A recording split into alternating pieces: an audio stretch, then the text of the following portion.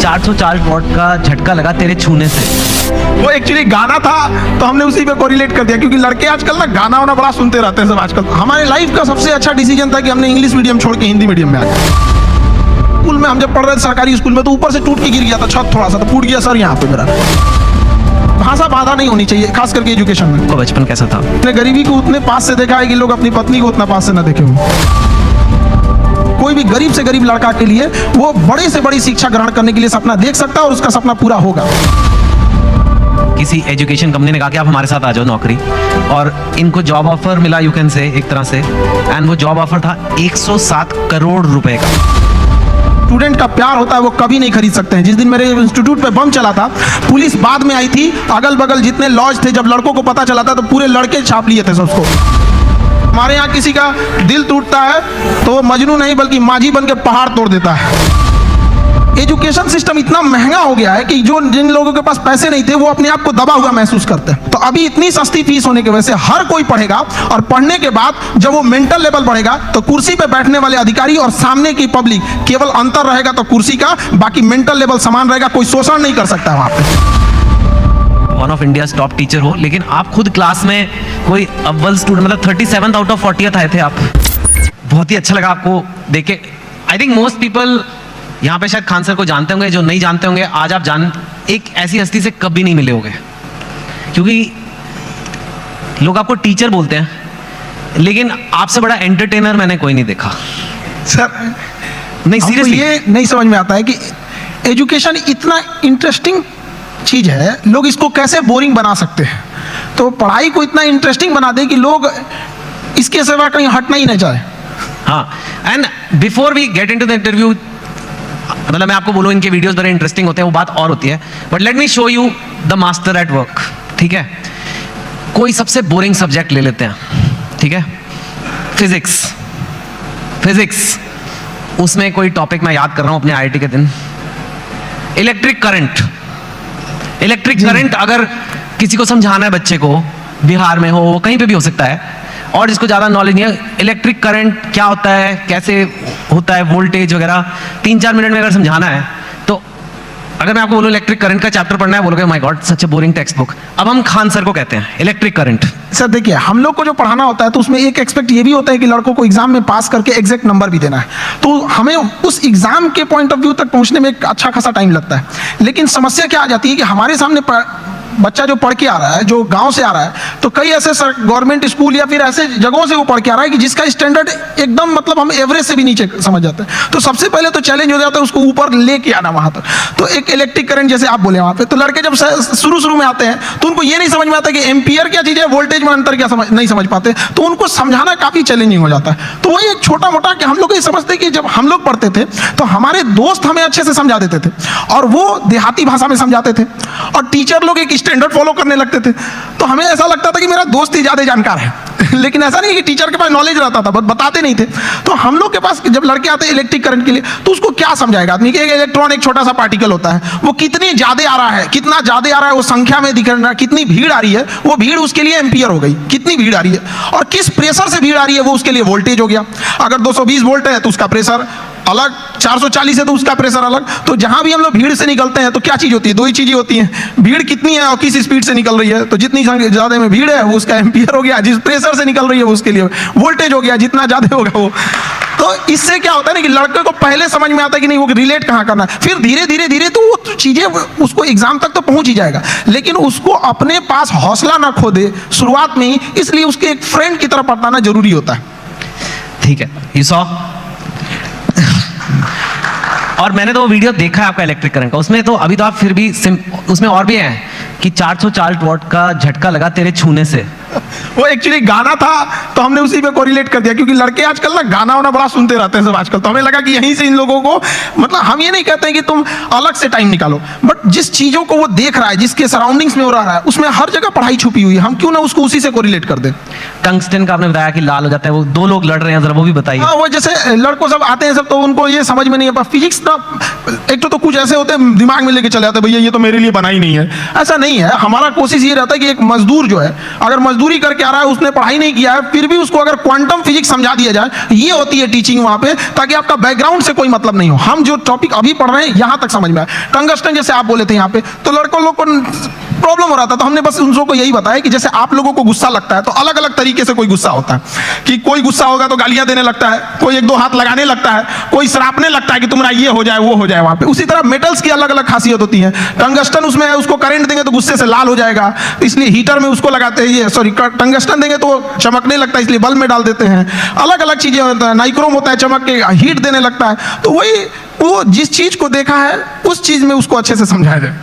मैंने आज तक ऐसा टीचर नहीं देखा सर, बट जो आप कर रहे हैं, I can't even tell you आप कितनी बड़ी सेवा कर रहे हैं हमारे देश में। जैसे आपने कहा कि एक मजदूर को भी क्वांटम फिजिक्स समझ आ जानी चाहिए, इतना बड़ा सपना लेना ही कि ये पॉसिबल भी है। क्योंकि मैंने तो जहां तक देखा एक एलीट क्लास होती है इंडिया में, उसी को इंग्लिश मिलती है, और वो इंग्लिश जिसको मिलती है उसी को एक सर्टेन टाइप ऑफ एजुकेशन मिलती है, और फिर वही और आगे बढ़ता जाता है, वही नौकरियां ले जाता है, वही टॉप पोजीशंस ले जाता है। आपने उसको तोड़ने की कोशिश किया? हाँ, हमारे लाइफ का सबसे अच्छा डिसीजन था कि हमने इंग्लिश मीडियम छोड़ के हिंदी मीडियम में आ गए। आपने इंग्लिश जिंदगी का सबसे अच्छा डिसीजन था। अगर हम नहीं छोड़े रहते तो कहीं कुछ भी नहीं कह रहते। क्या पढ़ रहे हैं हमें नहीं समझ में। हाँ जरूर है कि इंग्लिश मीडियम में या फिर जो आजकल के स्टैंडर्ड है उसमें हम जितने पैसे खर्च कर रहे हैं, जितना इंफ्रास्ट्रक्चर कर रहे हैं, तो अगर हम हजारों की भीड़ अगर किसी चीज में लगाएंगे तो एक दो तो सफल होकर आएंगे ही आएंगे ना। लेकिन एक ये भी तो देखिए हमने कितने उसमें लगाए और कितना आउटकम आया यहाँ पर। तो हिंदी मीडियम के आप स्कूल में, हमारे यहाँ पे एक स्कूल में हम जब पढ़ रहे थे सरकारी स्कूल में, तो ऊपर से टूट के गिर गया था छत, थोड़ा सा तो फूट गया सर यहाँ पे मेरा। अब बताइए वहां के लड़का सबको तो पहले दिखना पड़ता है कि मेरा बिल्डिंग कैसा है, तो ये सब भी तो मायने रखता है वहां पे। तो ऐसा नहीं है कि उनको जितना हम लोग अगर मोटिवेट करें या अच्छा एक चीज और भी है, लोग सफल होने के बाद ना इंग्लिश को ज्यादा प्रीफर करने लगते हैं। तो ऐसा लगने लगता है कि इंग्लिश ही है बहुत बड़ी भाषा ही है। ऐसा नहीं है, भाषा बाधा नहीं होनी चाहिए, खास करके एजुकेशन में। जी हाँ बिल्कुल। आपका बचपन कैसा था? मैंने सुना है बहुत मतलब पैसे की कमी रही, ये वो, कितनी आपने गरीबी देखी है काफी? मैं जानना चाहता हूँ क्योंकि लोगों को पता लगे कि आपके बैकग्राउंड के लोग भी कितना ऊपर गए हैं, तो इसके लिए ये बताना जरूरी है कि आपका बचपन कैसा था। अब गरीबी की हम क्या बोलें, हमने गरीबी को उतने पास से देखा है कि लोग अपनी पत्नी को उतना पास से ना देखे हों। लेकिन फिर भी कुछ चीजें थी, दोस्तों ने काफी हेल्प किया, वो अपने पॉकेट खर्च में से कुछ पैसे देते थे ताकि आदमी पढ़ सके यहाँ पे। तो काफी दोस्तों ने भी हेल्प किया यहाँ पर। और धीरे धीरे कुछ टीचर्स भी आए हैं, वो लोग ने भी, पहले कुछ टीचर थे जो मतलब बहुत कम फी में पढ़ाते थे, तो हमें भी ऐसा लगा था कि जैसे हमारे साथ के बहुत सारे लड़के उनको अच्छी कोचिंग्स मिल गई 10th और 11th के बाद, तो उन लोग काफ़ी अच्छे अच्छे जगह पढ़ने लगे। हम लोग उनको देखते थे तो ऐसा लगता था कि ये जगह हमारे लिए नहीं है, एक अलग सी फील आती थी कि ये मेरे लिए नहीं है यहाँ पर। तो फिर जब हम लोग टीचिंग में आए तो हमने सोचा था कि भाई कोई भी गरीब से गरीब लड़का के लिए वो बड़े से बड़ी शिक्षा ग्रहण करने के लिए सपना देख सकता है और उसका सपना पूरा होगा। Very nice. सुना है कि आपके पास एक बार घर जाने के लिए 90 रुपए की टिकट थी, आपके पास थे नहीं 90 रुपए, 40 रुपए थे, तो इसलिए आप जा ही नहीं पाए घर, कुछ ऐसा भी कुछ हुआ था? वो दिन मेरे जिंदगी का सबसे मतलब अजीब सा दिन था, क्योंकि हम जब कोचिंग चालू किए तो हम मेरे दादाजी ने हमसे जब प्रॉब्लम्स इतनी ज़्यादा आने लगी तो दादाजी ने बताया कि देखो सपने तो इंसान के बहुत बड़े होते हैं, सपने कभी मतलब ख्वाहिशें ख़त्म भी नहीं होती हैं, लेकिन कुछ ज़रूरतें होती हैं। तो पहले अपनी ज़रूरतों को देख लो, फिर उसके बाद अपने सपनों के लिए आगे बढ़ना। और दादा का रोल बहुत बड़ा होता है ज़िंदगी में। एक पोता के लिए उसकी ज़िंदगी का पहला दोस्त उसका दादा होता है, और एक दादा के लिए उसकी ज़िंदगी का आखिरी दोस्त उसका पोता होता है। तो मेरे दादाजी ने एकदम दोस्त की तरह रहे उन्हें। तो सबसे पहले हमने होम ट्यूशन चालू किया, जहाँ से हम बेसिक चीज़ें निकाल सके। तो पहली बार हमने एक बच्चे को होम ट्यूशन दिया तो उसको 600 रुपये मिले वहाँ से, जिससे कुछ रूम रेंट वगैरह निकल जाए। फिर एक 800 का मिला, ऐसे मिलते मिलते गया। उसके बाद हम एक कोचिंग्स में गए पढ़ाने के लिए। तो वो कोचिंग में शुरुआत में 4-5 लड़के थे, अगले दिन 50-60 हुए, फिर धीरे धीरे बढ़ते गए। एक हफ्ते में पूरा क्लास ही चेंज हो गया। तो हम पढ़ाने लगे, कोचिंग बहुत अच्छे चलने लगी। तो उन लोगों ने कहा कि फीस आपको बढ़ाना पड़ेगा क्योंकि पैसे तो वहीं से आएंगे आप।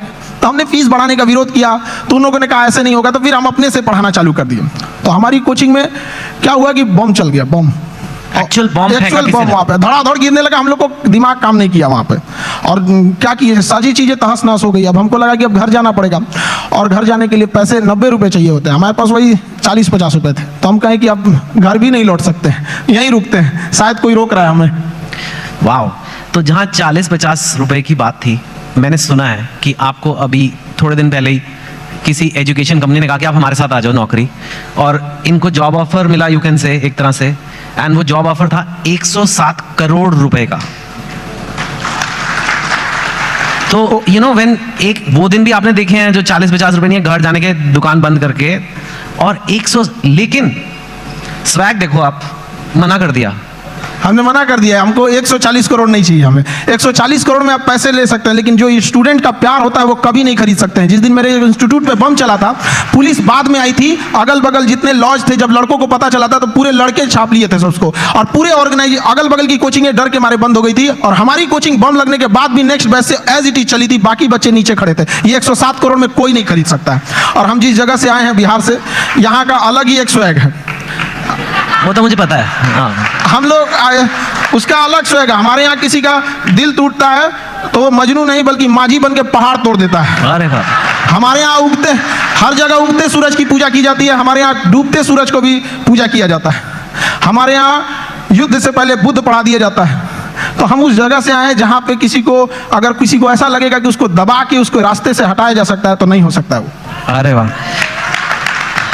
लेकिन अभी ये ऐसा फील्ड बन गया है, कोचिंग, एजुकेशन वगैरह, जहां लोग बहुत, आपकी बात अलग है, लेकिन लोग बहुत पैसे बना रहे हैं। लाइक ऐसे खबरों में तो आ रहा है, बहुत करोड़ों में। हमने यूपीएससी जो चालू किया, पैसा आपको मोटिवेट नहीं करता? नहीं, पैसे हमारा एक अलग सपना है। अब किसी को बोलते हैं तो उसको अजीब सा लगता है। जैसे कोई घर है, अगर वो सड़क से ज्यादा नीचे धंस गया तो टेक्नोलॉजी आ गई है, जैक लगा के उसे उठा देते थे। तो हमें ऐसा लगता है ना कि हमारे स्टूडेंट, हमारे इंडिया में भी ना एजुकेशन सिस्टम इतना महंगा हो गया है कि जो जिन लोगों के पास पैसे नहीं थे वो अपने आप को दबा हुआ महसूस करते हैं। तो हमने इंडिया के सबसे बेस्ट टीचरों के साथ अपने साथ जोड़े, और उन लोगों को भी धन्यवाद देते हैं जो जुड़े। और जो फीस यूपीएससी स्पेशली कहते हैं, जो सबसे इंडिया में टॉप एलीट जॉब वही है, उसकी जो फीस 2.5 लाख थी, सेम टीचर के साथ सेम पढ़ाई को हमने 7,500 रुपए में दे दिया। 2.5 लाख से 7,500। हाँ, इससे क्या होगा कि हर गरीब लड़का भी पढ़ सकता है। होता क्या था सर कि यूपीएससी निकालने के बाद जो डीएम की कुर्सी पे बैठते थे तो उनका मेंटल लेवल बहुत हाई रहता था, लेकिन जो पब्लिक रहती थी उनका मेंटल लेवल बहुत नीचे रहता था। तो अभी इतनी सस्ती फीस होने की वजह से हर कोई पढ़ेगा, और पढ़ने के बाद जब वो मेंटल लेवल बढ़ेगा तो कुर्सी पे बैठने वाले अधिकारी और सामने की पब्लिक, केवल अंतर रहेगा तो कुर्सी का, बाकी मेंटल लेवल समान रहेगा। कोई शोषण नहीं कर सकता वहां पे। Very nice. मैं आपसे पूछना चाहूंगा, इनफैक्ट यूथ जो है, आज भारत का यूथ है, कोई एवरेज लड़का है, लड़की है, चाहे बिहार में है, चाहे असम में है, तमिलनाडु में, कहीं भी हो सकता है, हो सकती है, वो लाइफ में आगे बढ़ना चाहते हैं, ठीक है, और पढ़ाई एक जरिया है, पर आप उन्हें ओवरऑल क्या मैसेज दोगे? क्या करना चाहिए एक इंडिया के यूथ को जो लाइफ में अपने आप को ऊपर जाना चाहता है, स्पेशली जो हो सकता है हिंदी बोलने वाले बैकग्राउंड से हो, हिंदी मीडियम से हो, ब्लू कॉलर से वाइट कॉलर जाना है, अपनी औकात पार करनी है, जो आपने इतनी ऐसे पार किया कि मतलब 107 करोड़ हो गए नहीं चाहिए, मतलब दैट लेवल तक डेफिनेटली आपके पास लेसन्स हैं बच्चों को देने के लिए, उनको आप क्या बोलोगे? देखिए, आजकल के लड़कों के पास ना डिस्ट्रैक्शन बहुत ज्यादा हो गया है।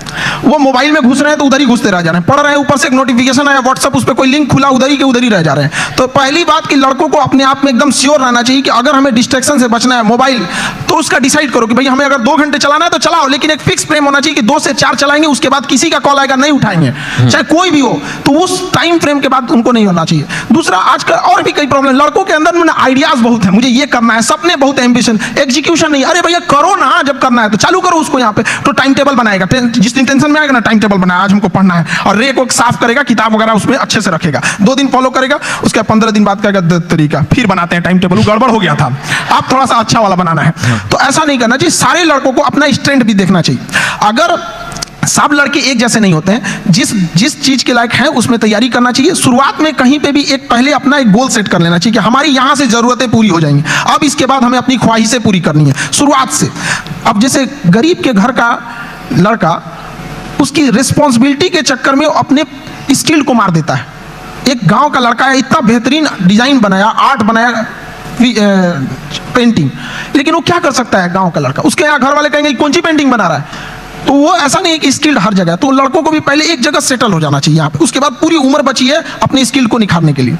जी हाँ, वेरी नाइस, वेरी नाइस। आपके जो वीडियोस है मैंने देखा है, आप खुद काफी आपको पढ़ना पड़ेगा। आपके जो वीडियोस है, जैसे फिजिक्स, तो मैंने एक एग्जांपल दिया, आपने फॉरेन अफेयर्स पे वीडियो बनाए हैं, इजराइल पैलेस्टाइन पे, रशिया यूक्रेन पे, इंडिया पाकिस्तान, उस पे तो कंट्रोवर्सी भी होती है, और कॉन्स्टिट्यूशन ऑफ इंडिया पे, कोई टॉपिक ले लो, और इतना आप पढ़ाई खुद करते हो। और जहां तक मैंने सुना है, अब आप तो one of India top teacher हो, लेकिन आप खुद क्लास में कोई अव्वल स्टूडेंट, मतलब 37 आउट ऑफ 40 आए थे आप। हम 40 लड़कों के क्लास में 37 आए थे। मेरे टीचर परेशान रहते थे कि मेरे स्कूल पे ये धब्बा बन जाएगा। हम उनसे कहें कि सर क्यों परेशान है? चांद फेमस है अपने धब्बा के लिए। लेकिन वो मानते नहीं थे। ऐसा नहीं कि केवल यहाँ शुरू में, बाद में भी ऐसे ही रहे, मतलब धीरे धीरे ऐसे। हमने पोस्ट ग्रेजुएशन में जिस लड़के को हमसे एग्जाम में पूछ लेता भाई थोड़ा सा हेल्प कर दो, तो जानते ही हैं थोड़ा तो चली जाता है, हमने उसको हेल्प किया, उसका आया 70% से ज्यादा, मेरा 48 आया, हम मार्कशीट फाड़ के फेंक दिए, नहीं चाहिए हमको। क्या करेंगे, वैसे भी हम उसका रख लो भैया वहां पे। नहीं तो अब आप काफी पढ़ते हो, बिकॉज एक चीज को सिखाने के लिए खुद को समझना है, बहुत ही अच्छे से समझना है एक कॉन्सेप्ट को, ताकि उसे मैं एकदम सिंपल वे में और बेटर समझा सकूं। तो आप खुद काफी पढ़ते हो, खुद काफी स्टडी करते हो? काफी, इसके लिए बहुत मेहनत करना पड़ता है। और कई बार हमें लगा कि हम किसी टीम को लगा देंगे, वो टीम हमसे परेशान होकर भाग जाती है कि भैया इनके साथ झेलना बड़ा मुश्किल है, ये क्या क्या चीजों की रिक्वायरमेंट है, तो उसके लिए थोड़ा बैकग्राउंड में मेहनत ज्यादा करना रहता है। वाह। और पर आप टीचर वैसे शुरू से बनना नहीं चाहते थे, पहले आपका फौज का बड़ा शौक है?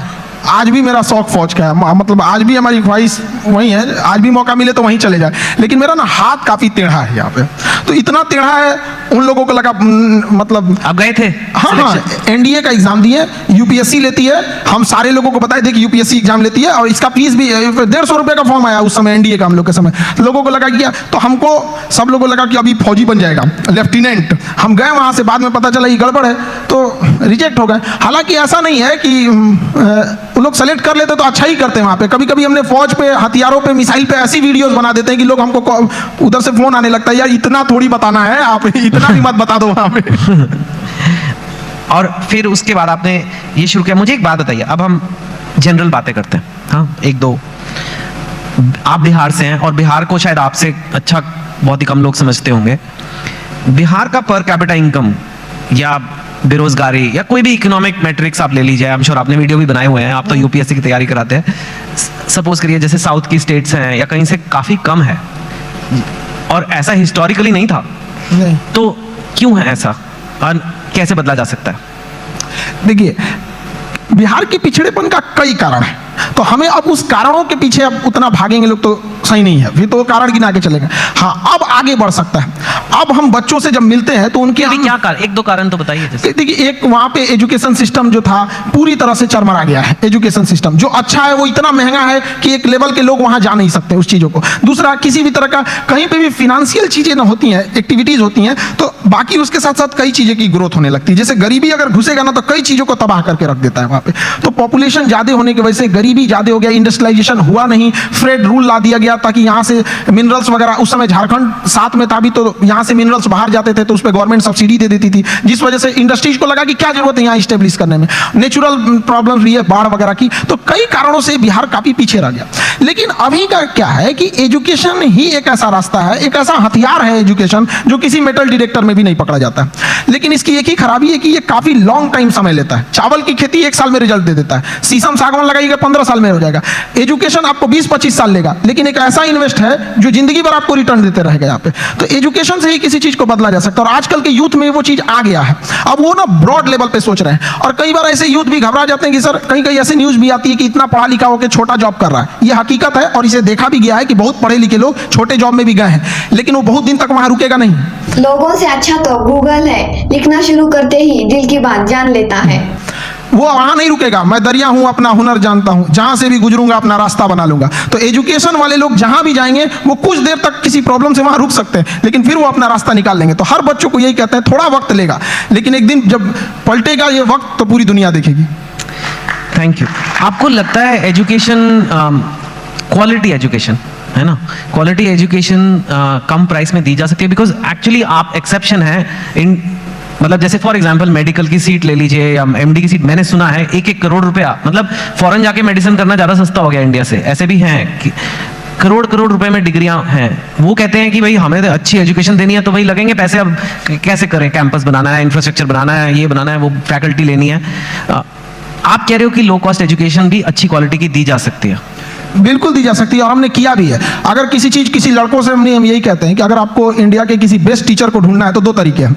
या तो आप सर्च कीजिए who is best teacher for UPSC, या तो आप खान ग्लोबल स्टडीज पे आके चेक कर लीजिए यहाँ कौन पढ़ा रहा है, तो दोनों में रिजल्ट सेम ही आने वाला है यहाँ पे। अब जैसे आप कह रहे हैं कि एजुकेशन को चेंज किया जा सकता है, गवर्नमेंट किसी चीज को लेकर पकड़ के बैठ गई है।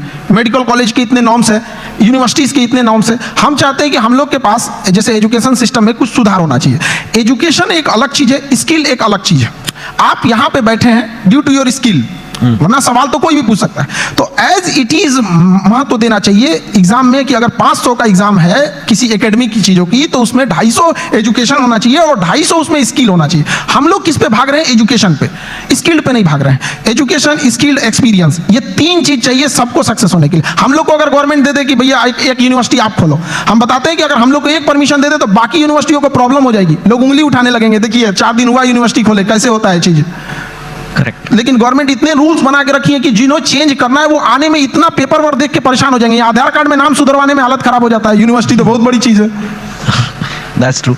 आप कंपेटिटिव एग्जाम्स के लिए बच्चों को पढ़ाते हो, जो एक इंडिया में बहुत बड़ी नीड है, लेकिन कई बार कंपेटिटिव एग्जाम्स की वजह से बच्चे बहुत गलत कदम भी उठा लेते हैं। कोटा में आपने सुना होगा, कई लोग अपनी जान पे, मैं बोलना नहीं चाहता, लेकिन आपको पता है क्या क्या कदम उठाते हैं। और इतना ज्यादा, अगर कुछ बच्चे ऐसा कर रहे हैं तो कितने ज्यादा बच्चों में स्ट्रेस होगा, प्रेशर होगा, आप भी वो देखते हैं बच्चों में। और जो पेरेंट्स ये देख रहे हैं टीवी पे या यहाँ पे, उनको क्या कहेंगे कि कैसे उस चीज को हैंडल करना है? क्योंकि इंडिया में कंपटीशन का लेवल कुछ ज्यादा ही है। मैंने सुना है कि एक पोस्ट के लिए, एक जॉब के लिए कितने लोग हैं।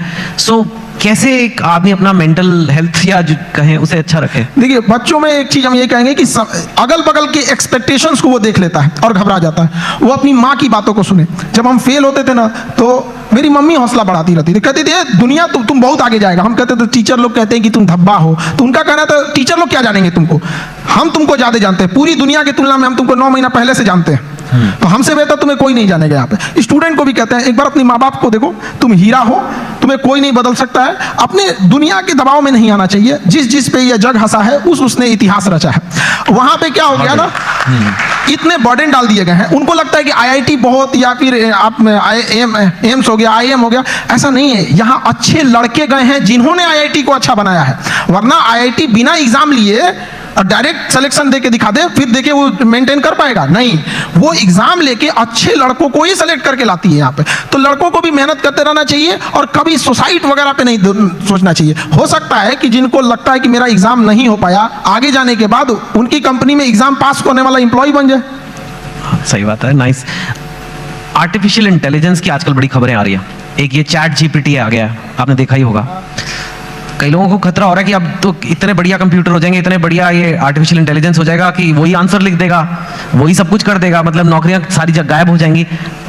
आप आर्टिफिशियल इंटेलिजेंस को कैसे देखते हैं, और आपको लगता है कि ऐसा कुछ? आर्टिफिशियल इंटेलिजेंस ह्यूमन इंटरवेंशन को थोड़ा कम कर देता है, लेकिन ये मिथ है कि आने के बाद काम खत्म कर देगा। इंडिया में जब कंप्यूटर आ रहा था तो लोगों को यही लगा था कि पूरी लोगों का काम खत्म कर देगा। ये उसी का एडवांस वर्जन है। ऐसा नहीं है कि लोगों का काम खत्म, आप उस समय एक नए नीड्स होंगी, नई जरूरतें होंगी, उस पर इंसान शिफ्ट हो जाएगा। कभी ये खत्म नहीं होगा। आर्टिफिशियल इंटेलिजेंस का दुरुपयोग बहुत हो सकता है, इससे बचना चाहिए। गवर्नमेंट को आर्टिफिशियल इंटेलिजेंस से मिसयूज को रोकने के लिए एक हार्ड कदम उठाने चाहिए। भारत में IT रूल्स उतने मतलब स्ट्रिक्ट नहीं है। ज्यादा वक्त बचा नहीं है, लेकिन आप काम ही करते रहते हो, सारा टाइम काम करते रहते हो। हमको तो बस पढ़ाना रहता है, पढ़ा के हटे, फिर उसके बाद खाली बैठते तो सोचते हैं कि और कौन से टॉपिक पर, इस टॉपिक को हमने इस बैच में ऐसे पढ़ाया, अगली बैच में इसको और अच्छे से कैसे समझा सकते हैं। आप इतने सारे बच्चों का सोचते रहते हो, कभी ये नहीं सोचते आपके अपने बच्चे होंगे? प्यार व्यार हुआ है आपको कभी? दिल, आप इतने एग्जाम्पल देते हो मजनू वाले अपने टॉक्स में, मैंने देखा है मजनू, 400 वोल्ट का झटका, पता नहीं कितना। हाँ, तो आपका कभी दिल, या आप सिंगल हैं, मैरिड हैं, मतलब क्या? क्योंकि ये आता है कई बार, लोग, अब आप इतनी हस्ती बन चुके हो कि लोग ये सब सवाल पूछते हैं सर। नहीं, देखिए, ये सब चीज़ें हम सिंगल, ये सब लोग तो घर वाले डिसाइड करेंगे, उन लोग का गृह मंत्रालय का ये काम होता है, मम्मी पापा का काम है इस चीज़ों को। आजकल के लड़कों को बस ये कहेंगे, ये सब डिस्ट्रैक्शन से उन लोगों को बचना चाहिए यहाँ पर। और रही बात हमारा, तो हमको मेन काम रहता है लड़कों के बारे में ही सोचते रहे, स्टूडेंट को कैसे समझाया जा सकता है। अपने ही पानी में घुल जाना ही बर्फ का मुकद्दर होता है। तो हम लोग बच्चों के लिए और उनकी बेहतर कैसे किया जा सकता है, इसी पे ज़्यादा ध्यान रहता है। फिर भी थोड़ा तो मतलब अपने लिए भी वक्त निकालिए कुछ। You are one of India's most eligible bachelors now, आपको पता है ना ये बात? वक्त मिलेगा तो वक्त निकाल लेंगे। हाँ, तो ठीक है, नहीं वो तो खैर मस्ती पूछ रहा। और जाते जाते बस यही कि काफी हमारे पास वक्त नहीं उतना, कई बार कंट्रोवर्सीज हुई हैं आपके वीडियोस पे, आपके कंटेंट पे, आपके नाम पे, आपका नाम असली क्या है, कुछ ऐसे ये सब। And I don't want you to answer each of them. आप उनको कैसे देखते हो? हम कंट्रोवर्सी वाले लोग को देखते हैं, बिना मतलब की चीजों को इंटरफेयर करने। वो जिस लेवल पे हम लोग बताते हैं, उस लेवल पे जाने के बाद किसी को कंट्रोवर्सी करने की जरूरत ही नहीं पड़ेगी। हम लोग टीचर हैं, हम लोग बीच का रास्ता नहीं। जो सही है उसको सही बोलेंगे, गलत है उसको गलत बोलेंगे। अगर कोई गलत है तो उसको पूरा बता देंगे कि देखो ये चीजें गलत है, और सही है तो उसको पूरा बताएंगे कि ये सही है। अब इंसान वन साइडेड होता है, वो सोचता है कि हम भी उधर ही साइड में चले जाए, ऐसा नहीं हो सकता है। ठीक है, खान सर, बढ़िया काम कर रहे हो, करते रहिए। धन्यवाद। Thank you so much. Thank you. Challenges, सबसे बड़ा चैलेंज मेरे लिए जो रहा है इस फील्ड में, तो सबसे बड़ा यही रहा है कि जैसे पता है कि पता नहीं कहाँ पर काम करना है या कहाँ पर ट्रेनिंग लगानी है, तो कहीं बाहर जाना होता है, तो सबसे बड़ी दिक्कत आती है फैमिली कन्विंस करने की, क्योंकि पर्सनली एक तो मैं अभी बहुत छोटी हूँ, एक यंग एज पे हूँ और इतना मैं घर के बाहर रही नहीं हूँ। 12th तक मैं घर में, मतलब पास में था स्कूल, तो 12th तक वहीं से कंटिन्यू किया है और उसके बाद कॉलेज में धर्मशाला ज्वाइन की हूँ। तो फैमिली को कन्विंस करना कहीं भी जाने के लिए एक बहुत बड़ी दिक्कत है और एज ए विमेन वो सेफ्टी के लिए बहुत ज्यादा कंसर्न रहते हैं मेरी, और उन्हें सच में लगता है कि पता नहीं अब कहीं सही फील्ड में है, गलत फील्ड में है और अपने लिए सही करिए या गलत करिए। तो उन्हें कन्विंस करना कि मैं सही हूँ, सेफ हूँ और कुछ अच्छा ही कर रही हूँ, एक बहुत बड़ा चैलेंज रहा है।